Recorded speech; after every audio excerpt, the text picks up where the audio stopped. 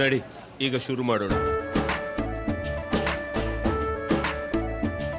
ಕೇಸರಿಯಿಂದ ಮನೋಲ್ಲಾಸ ಮನಸ್ಸು ಮತ್ತೇರಿ ಕುಣಿದಾಡಿದೆ ನೋಡು, ಮನಸ್ಸು ಮತ್ತೇರಿ ಕುಣಿದಾಡಿದೆ ನೋಡು. ಕ್ಷಣ ಕ್ಷಣವೂ ಆಚರಿಸಿ ಕೇಸರಿ ಹಬ್ಬ. ವಿಮಲ್, ಬಾಯಲ್ಲಿ ಹೇಳಿ ಕೇಸರಿ. ಆ ರೈತರ ಇರೋ ಬರೋ ಜಮೀನಿನೆಲ್ಲ ಗೊಂಬೆ ಕಾರ್ಖಾನೆಗೆ ಅಂತ ವಶಕ್ಕೆ ಪಡೆಯಲಾಗಿತ್ತು. ಆದ್ರೆ ಅಲ್ಲಿ ಗೊಂಬೆನೂ ತಯಾರಾಗಲಿಲ್ಲ, ಆ ಜನರಿಗೆ ಯಾವ ಉದ್ಯೋಗವೂ ಸಿಗಲಿಲ್ಲ.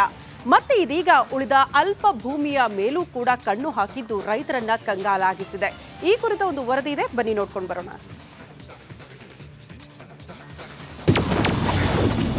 ರೈತರ ಜಮೀನಿನ ಮೇಲೆ ಕೆಐಎಡಿಬಿ ಕಣ್ಣು.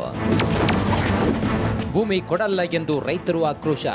ಯಾವುದೇ ಕಾರಣಕ್ಕೂ ನಾವು ಭೂಮಿ ಕೊಡಲ್ಲ, ಸರ್ವೆ ಮಾಡಲೇಬೇಡಿ, ವಾಪಸ್ ಹೋಗಿ ಅಂತ ಅನ್ನದಾತರು ರೋಷಾಗ್ನಿ ಹೊರಹಾಕಿದ್ದಾರೆ.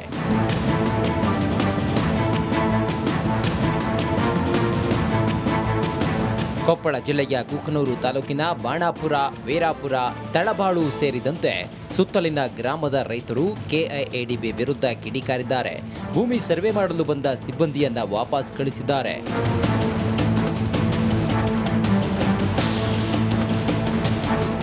ಅಷ್ಟಕ್ಕೂ ರೈತರು ಹೀಗೆ ಆಕ್ರೋಶ ಹೊರಹಾಕೋಕೆ ಕಾರಣ ಇದೆ.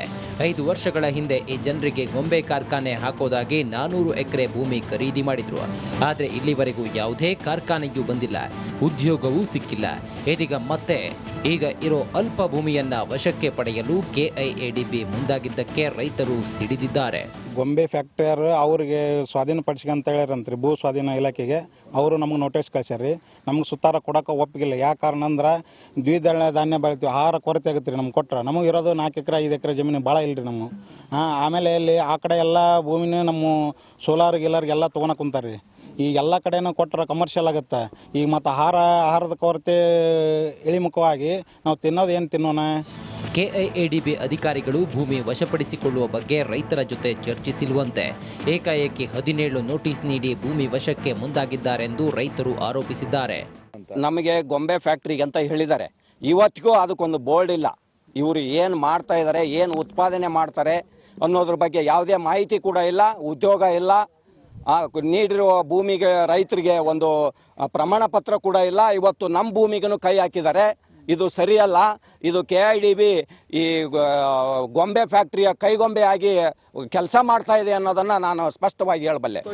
ಈಗಾಗಲೇ ಗೊಂಬೆ ತಯಾರಿಕೆ ಕಾರ್ಖಾನೆಗೆ ನೀಡಿರೋ ಭೂಮಿ ಖಾಲಿ ಇದೆ, ಅಲ್ಲಿ ಯಾವುದೇ ಕಾರ್ಖಾನೆ ಸ್ಥಾಪನೆಯಾಗಿಲ್ಲ. ಭೂಮಿ ಕಳೆದುಕೊಂಡ ರೈತರು ಸಂಕಷ್ಟಕ್ಕೆ ಸಿಲುಕಿದ್ದಾರೆ. ಈಗ ಮತ್ತೆ ಭೂಮಿ ವಶಕ್ಕೆ ಪಡೆಯಲು ಮುಂದಾಗಿರೋದು ರೈತರ ಆಕ್ರೋಶಕ್ಕೆ ಕಾರಣವಾಗಿದೆ. ಈರಯ್ಯ ಹಿರೇಮಠ, ರಿಪಬ್ಲಿಕ್ ಕನ್ನಡ, ಕೊಪ್ಪಳ.